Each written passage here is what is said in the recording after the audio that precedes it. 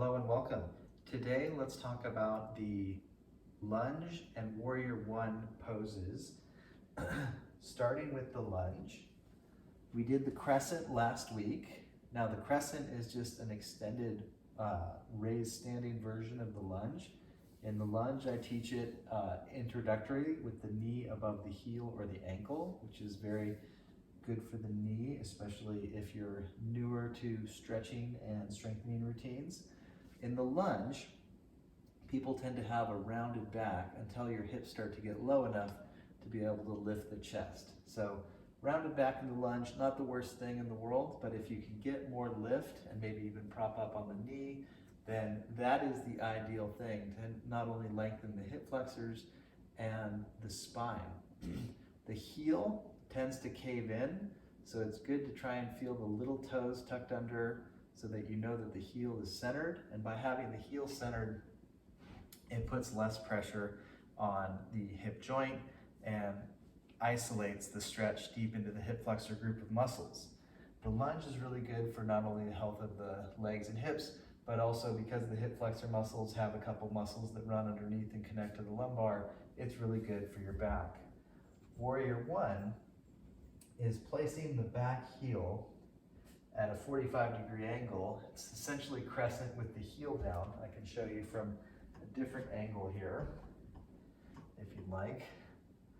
So you can see the back heel's down, and the foot is facing about a 45-degree angle up, and the front foot is fully facing forward.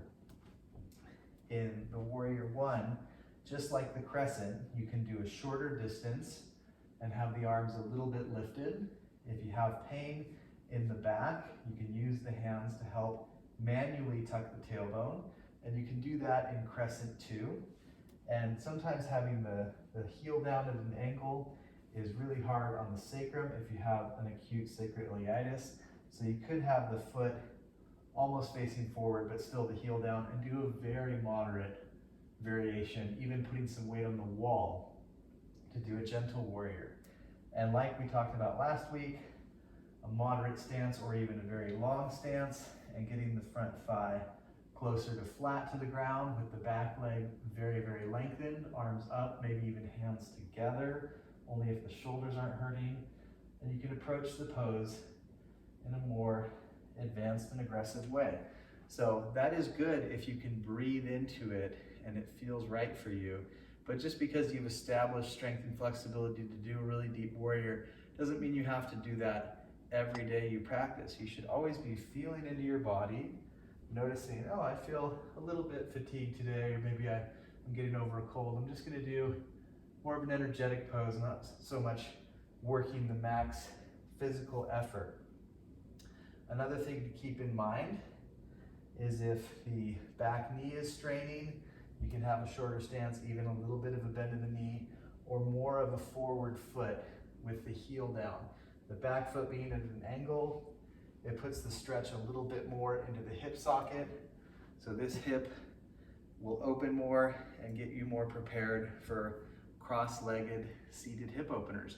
Remember, these poses are designed to make the body strong and healthy, but ultimately open up the hips, help the spine be able to sit straight so that you can practice meditation. If you use yoga forms just for pure physical strength and fitness, that's perfectly fine, but the goal in yoga is to breathe, have open hips, supple spine, so you can meditate. So approach postures with consideration, mindfulness, and ultimately a feeling like you're doing meditation in action. And then when you sit and meditate, it will be much easier to slow down that very busy, high volume monkey mind that we all tend to have. So that is our tips for today for the lunge pose and the Warrior One. Excellent postures for health, well-being, and working towards a greater place of mindfulness. Thank you so much for checking in, and I look forward to providing more content for you soon.